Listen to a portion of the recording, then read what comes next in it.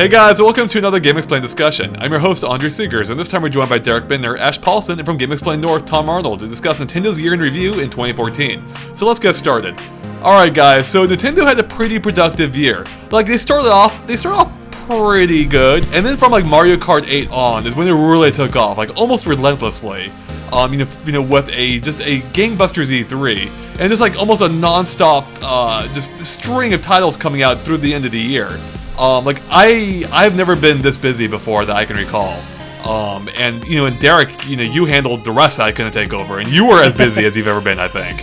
Yeah, it was insane. So, yeah, I thought it would just be fun to get together, talk about Nintendo's overall performance, all the games that came out, and their performance too, both hardware and sales-wise. So I guess, yeah, what did you guys think of Nintendo overall in 2014? This was probably one of their best years in years, honestly.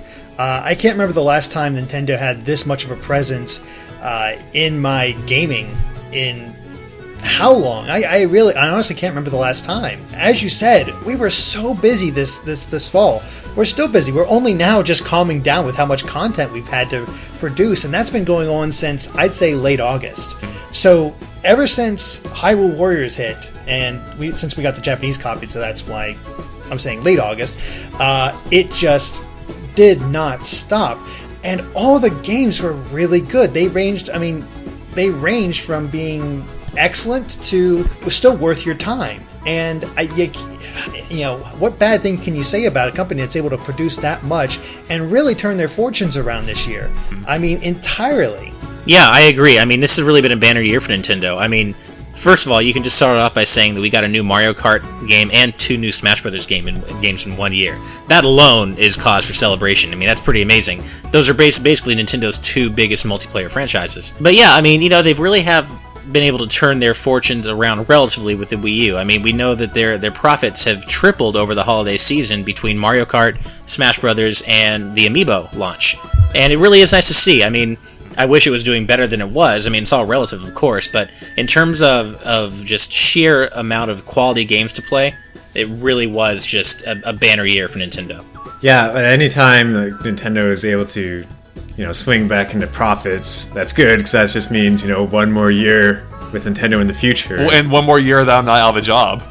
Yeah. Because we know your hands would sort of melt and burn if you were to hold a PlayStation controller. Yeah, definitely a great year for starting off the Donkey Kong Country Tropical Freeze, and it just sort of, as Derek said, a good string of Nintendo games in the fall, for sure. Yeah, this is a banner year for Nintendo. I guess the only downside to this is how can they top this? They had their 2 biggest franchises, arguably, being Mario Kart and Smash Brothers out in 1 year. Next year we know they have Zelda. Yeah. This year was so good, it's going to be hard to top it. So yeah, I don't think we need to be too worried about 2015 because look back at the beginning of this year where it really looked like the Wii U was going to have a terrible year just because when we started off we only had 2 first-party releases for the first half of the year, right. And it looked abysmal, and we were wondering like, what is Nintendo doing? Why aren't they capitalizing on the time that they have with the Wii U to really make it a hit? And so, for the first 6 months of the year, we had Donkey Kong and we had Mario Kart. In terms of first-party titles, we of course also had some second-party and indie stuff in there, but that was basically it. And I think there's NES Remix 2 in the first half of the year too, but basically that's all we had. So right. Already going into 2015, we have a lot more to look forward to than we did going into 2014. No, the first half of the year was definitely much more 3DS focused because we got some really great titles out of it. We got Bravely Default, we got Kirby Triple Deluxe, as you said. I believe, Andre, you had a ton of fun with Mario Golf World Tour. And then I think the surprise hit from the 3DS was Tomodachi Life. I can't believe how much people just got hooked on that game. I'd say that almost Animal Crossing levels. Which, this is the first time that's ever come to the US, which is kind of almost a risk. And people just clicked with it immediately, especially because it just has very little structure. You're just sort of going about your life and having fun seeing this me hooking up with this me, and they happen to look like family or game characters or whatever. I got requests, I did that whole thing for Tomodachi Life where it's just going about it and showing people the game. And once I did it only for a short time, but once I finished, I got requests for me to continue doing that series for months afterward. People were just hooked on it, and I can't believe it because to be honest, those type of games aren't really my thing. They never really appealed to me that much because I like to have more structure. And Life Sands just never did it for me. But Tomodachi Life was a huge hit, and even I had a lot of fun with it. And I think that was a sign of Nintendo branching out and trying new things, and it paying off. Yeah, I'm actually in total agreement with you. Tomodachi Life is one of those games that I keep finding myself going back to, even as the year comes to a close. I mean, I still pop it in almost daily just to see kind of what's going on with my various Miis. And it's kind of funny just how engaged I've become, and like my fiance has become. Like, we're together in the game, and we engaged. And yeah, engaged. Well, that's very. You're really good at this, Tom. But no, like we get that's why it works for us. Genuinely like happy and excited when one of our kids comes back to visit. We feel so silly because it's Tomodachi Life, but it really is like engaging, and it's not the kind of game that I would normally play, like you said, Derek. But I even got it for free. I got it as part of like a buy one get one free deal, and I'm like, whatever, I'll check it out. And I'm playing it to this day. Like it's a really fun, charming little game. You like it more than Animal Crossing? I think so. Yeah, because I've never really been a huge Animal Crossing guy. Like I got really burnt out on it with Wild World, and I just never really came back to the series after that. And I don't know. I think this one, this is a little more enjoyable to me than Animal Crossing. Oh, The thing that gives Tomodachi, I think, a little bit better, in certain people's minds at least, is the fact that there's no penalty for not playing it for a while. Animal Crossing, the town becomes in ruins, and people just give you hell if you don't play for a couple months. I mean, I was watching you play the New Leaf for a while there, Andre. I was like, okay, I'll check this out. It looks fun. I played it for about 3 weeks, a month, and I was like, okay, I'm pretty much done, and stopped. And I've had some thoughts like, oh, I could play Animal Crossing again. Then I was like, wait a second, I haven't been there in almost a year. That seems like a bad idea. So I don't return to it. But with Tomodachi Life, there's that threat is not there. So it's almost more relaxing, which is kind of weird when you think about it in terms of the fact that it's a life sim. Yeah. Yeah, so clearly Nintendo had a good year game-wise. Definitely one of the strongest in some time. And it seems like it's being reflected in the marketplace to some degree. Nintendo actually turning a profit now. The Wii U sales also are somewhat encouraging in that they didn't go down. They are up from last year, which is also good. But with that said, the Wii U sales still are like pretty, abysmal compared to the competitors. Being Xbox One and PS4. So what do you guys think about that? Like, even though Nintendo has pretty much figured out it's seemingly a content release strategy, they're still only enjoying somewhat tepid success, at least relatively, for the Wii U. Unfortunately, I do think this is just a case of too little, too late. I mean, it's pretty obvious it's pretty clear for anyone to see that they pretty much wasted the first year that the Wii U was on market. I mean, they had a full year's worth head start on the PS4 and Xbox One, and they pretty much just bungled it. I mean, they didn't really do much with the Wii U in that first year, and they have even admitted in interviews since, like, yeah, we weren't ready, we really didn't capitalize, and that's our bad. And it was their bad, and we see that reflected in sales now. And yeah, I mean, I don't really think the Wii U is ever going to become a serious competitor to the PS4 or Xbox One at this point, but I also don't think it needs to. Nintendo has also stated in several interviews, over the past couple of years, that they're content kind of doing their own thing. We know they have a giant war chest. They're not really hurting for money. So I think they're almost content at this point to continue taking the industry in their own kind of unique direction. Let Sony and Microsoft battle it out for, who has the more, similar box with the same third-party titles. And let them kind of do, and Nintendo's just going to keep kind of doing their own thing. And I think they've kind of settled into a comfortable groove, at least from where I can see, and I'm okay with that. Are you not surprised that even with all these great games, it's not being received better in the marketplace? I'm not surprised. Well, you got to look at the marketplace. Look at what sells the best, and are those type of games on the Wii U? No, right. Not really. It's the typical Nintendo stuff that you see all the time, and that appeals to a certain subset of fans. Sometimes you get a little bit of overlap because people remember those games and they come back to them and they do better than usual. Smash Brothers, for example, Mario Kart, of course. Everybody loves those games, but for the smaller ones, like, can you really imagine the type of people who buy a PS4 and can't wait to play the next Call of Duty picking up Captain Toad? No. It's not their type of game, and because Nintendo doesn't support those type of games, there's no way. It's not they don't support. That's a wrong way to say it. Because they don't have those type of games in quantity on the Wii U, and they let's be honest, play better on the PS4 and Xbox One, there's no reason for that type of gamer to pick up a Wii U, despite the dearth of quality games on the system. It's just more niche games, almost, I would say, that are on the system, despite them all being quite excellent. Yeah, it's like with the Wii U, you got a lot of really good exclusive, a huge amount of exclusive Nintendo titles on it.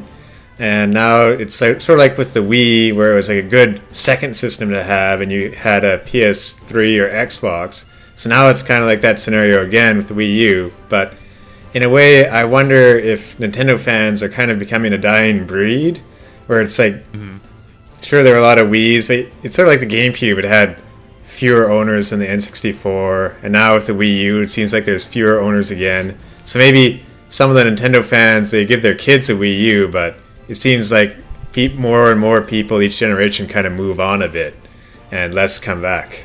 Yeah, that is a weird thing, right? Because if you take out the Wii from the, like, if you put it in the line chart with all the systems, to take out the Wii, every system has sold less than the previous one. Yeah. And that seems like it's going to definitely be the case for the Wii U compared to the GameCube, which is a previously worst selling system. Yeah, so I don't know. That is weird, and that must be a point of concern for Nintendo. Because even though, as you mentioned, Ash, they are content doing their own thing, and they are making, they are again making money doing that. If their user base is dwindling, Right.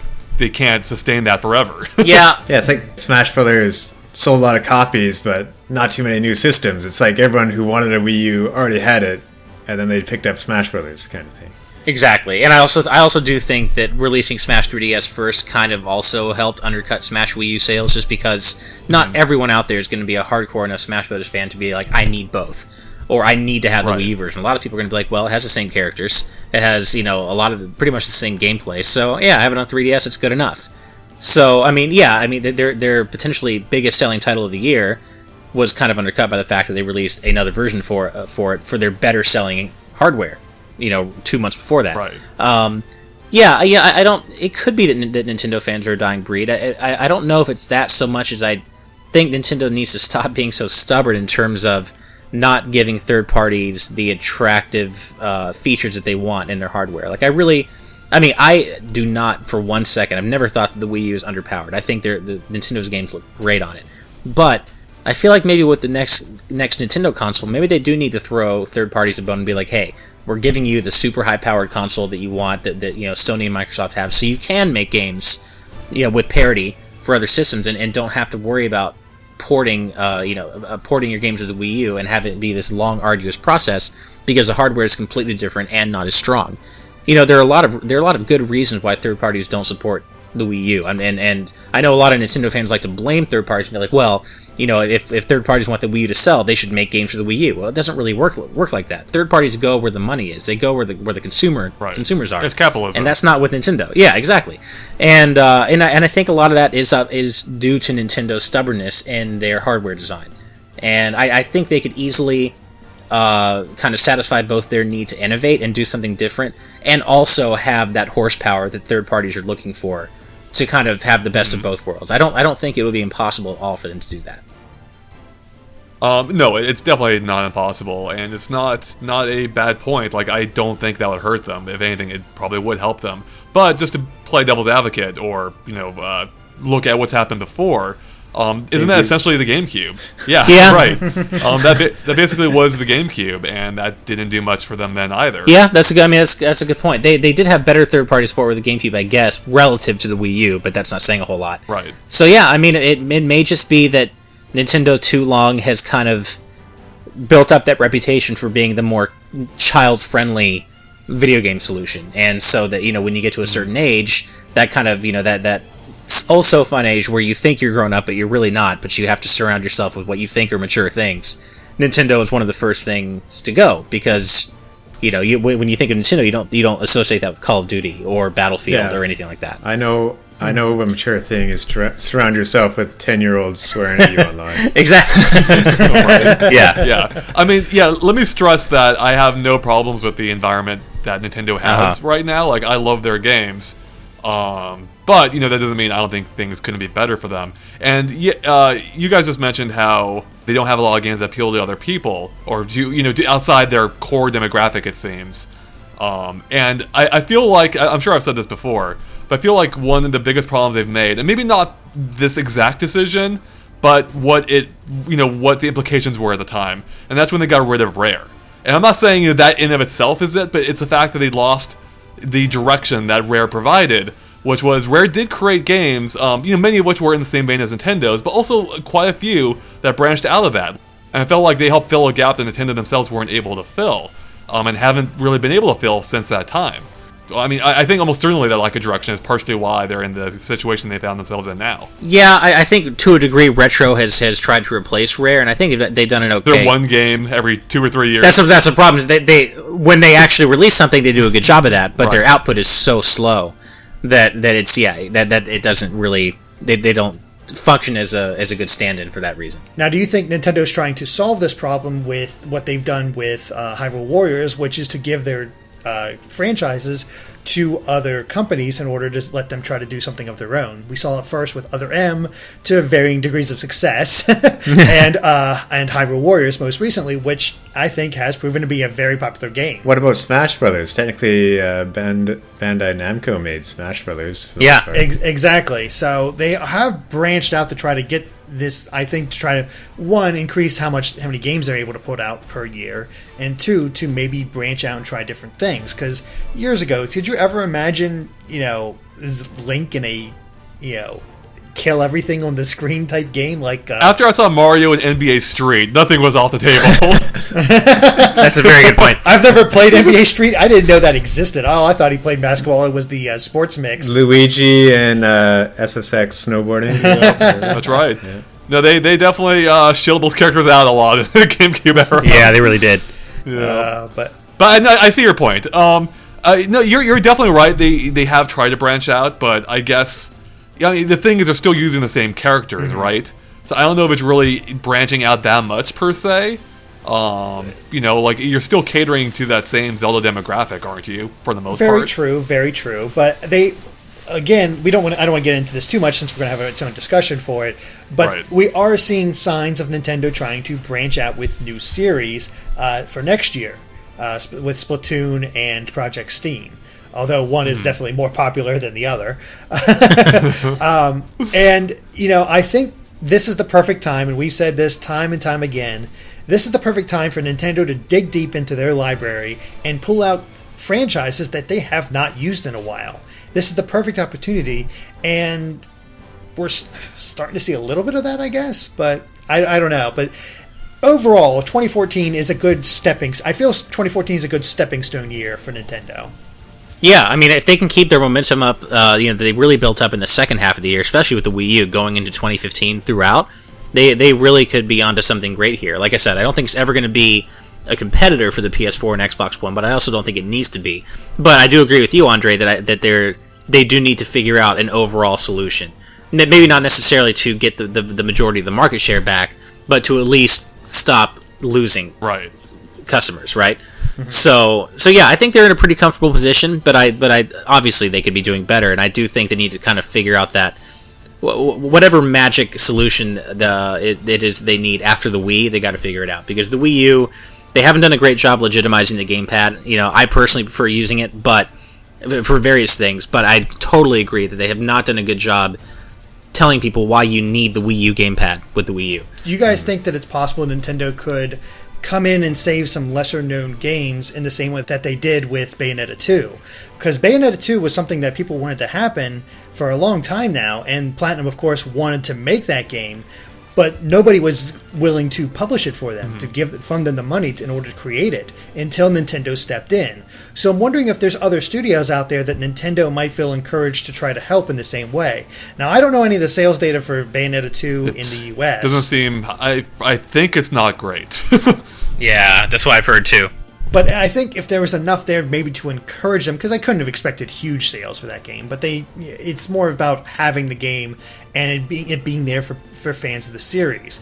And I'm hoping that sort of same thing will happen for other games too, which, is that the case for Devil's Third, the new Itagaki game? Yeah, same case. It lost its, was it with THQ in the end or something like that? And then they fell through, then Nintendo picked up that one. There is something to be said for even if Bayonetta 2 didn't exist, or rather, sorry, even if Bayonetta 2 didn't sell well, there is kind of something to be said for the fact that it even exists right now. Simply because, like, I feel like it's given Nintendo some much needed buzz or relevance, if you will, because like it was a Game of the Year contender in the Game Awards just a couple weeks ago. Which is something you don't see very often with Nintendo games, and especially of an event that large. So I do feel like it's helped Nintendo regain some, like, people are actually talking about them again, and even if that's not necessarily immediately reflected in sales, I think it's still ultimately a good thing for Nintendo. But that is something that Nintendo needs. Yeah, I know one of my friends, he would have a Wii U right now solely for Bayonetta 2, except that he has 2 kids. No, Nintendo has been. If I can praise something for Nintendo for this year, it's how well they've been able to generate buzz within the industry, because everybody agrees Nintendo won E3. Yeah, everybody agrees they were the best part of the Game Awards. They have been able to take these events and really put themselves forward and make people really excited for them, because let's be honest, if Nintendo wasn't there at E3, that would have been an abysmal year. Yeah, it really would have. Yep. I think I went outside the Nintendo booth for a few minutes. Yeah. Yeah. Obligatory go outside, go the walk around, but I remember the Mega 64 and Robot Chicken That was awesome. Nintendo skits earlier in the year. I mean, those are so out of the blue, like, Nintendo's doing this, but yeah, they're the ones out of all 3 of them doing that. So that was pretty cool. That was great. Certain games do still sell well for Nintendo. I mean, look at Pokemon. Apparently, this is one of the best-selling games in the series in quite some time. I think it's blowing X and Y out of the water as far as sales data. I think it's like one of the fastest-selling Pokemon games in Europe in years, or something like that. I don't remember. I don't remember everything off the top of my head, but I do remember hearing that sort of thing about how well it is selling. So that is encouraging. That. But that's also one of their biggest franchises. Well, that actually brings up a good point, because we focused a lot on the Wii U, rightfully so. That's that's half of Nintendo's business, or should be at least. Yeah. But they also have the 3DS, which they actually kind of ignored in the latter half of this year. Just, accepting Pokemon and Smash Brothers. I mean, Smash Brothers is literally all they showed at E3, or that was playable at least. But the 3DS is still a factor. It's still where Nintendo's making most of their money. And it is still selling pretty well. I think it had some excellent games. I think it was sort of limited in how much they came out. Like, we already talked about Tomodachi Life, and of course Pokemon came out. But beyond that, I'm trying to look over what Nintendo itself put out there, or just have big third-party titles. Again, it's very stuck into sort of niche titles, like games I personally love, like Professor Layton and Bravely Default, and I know Ash is a huge fan of Theater Rhythm Final Fantasy, but again, these aren't games that sell huge. But I think because it's portable, that's a little bit more accepted. The big thing for Nintendo this year when it comes to 3DS, I feel, is the new 3DS, and what that means. It came out in Australia in 2014 and in Japan in 2014, and I guess the rest of the world will get it next year. But that's still, like, they upgraded the system. It runs better. I mean, you've played a little bit with it, Andre, so you've seen how much of a hardware upgrade it's been, and it's even going to get at least a exclusive game in the form of Xenoblade Chronicles. So the 3DS, I think, is still a bit of a focus, but I think, as we said before, they can only focus on one system or the other, and it just happened to be, in this case, it looked like 3DS got the beginning of the year, while Wii U got the end of the year. Right, yeah. Yeah, I'm wondering if the new 3DS can be more than just a DSi, where, like, the DSi had the eShop, basically, but it never really got any new cartridge titles, so it'll be interesting to see if there'll be more than just a handful of titles for the new 3DS, or if it's just going to be like, oh, here's your upgrade, maybe a couple games, and that's it. Yeah, I mean, it definitely felt like a slightly in-between year for the 3DS, but in no way a bad year. It just seemed like Wii U was really the focus this year, and it needed to be, honestly. Like, after the last 2 years, Nintendo needed a year where they just absolutely focused on making the Wii U a legitimate console, and really just kind of filling out its game library and really just legitimizing it in the marketplace. And I think they did that this year. So I think we've already got Majora's Mask and all that stuff for 2015 to talk about, but yeah, but yeah, I think 3DS had a good year, and that it didn't just coast. It had a good year with a few really notable releases, but definitely in terms of Nintendo's own focus, it was on the Wii U this year, and you could tell. But I think that's also okay. Alright, and that wraps up for part 1 of our Nintendo year in review. But stay tuned for part 2 coming up very soon, where we will discuss Amiibo, DLC, and more. Thanks for watching, and make sure to stay tuned to GameXplain.com for more Nintendo news and other things gaming too.